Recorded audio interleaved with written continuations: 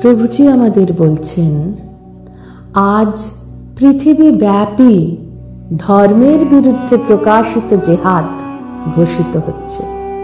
ধর্ম মানুষের কোনো উপকারে আসে না, প্রকৃত মানব কল্যাণের পথ দেখায় না, বরঞ্চ অনিশ্চিত ভবিষ্যতের ইঙ্গিত দেয়।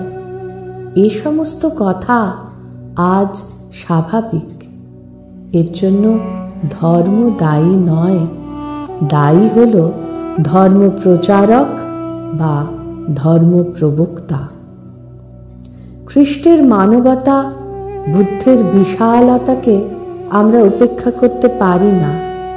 খ্রিস্ট অনুসরণকারীদের কোটি কোটি মানুষের বিনিময়ে ধর্মযুদ্ধ, হাজার হাজার বিঘা ভূ সম্পত্তির বিনিময়ে সমাজের উপর চার্চের প্রভুত্ব স্থাপন, খ্রিস্ট ও ইসলাম অনুসরণকারীদের সাম্রাজ্যবাদীর প্রচার অভিযান কখনোই ধর্মের উৎস কথা নয়।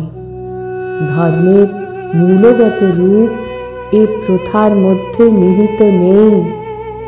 এ হল আমাদের কল্পিত ধর্ম, এ বিশ্বপিতার ধর্ম নয়।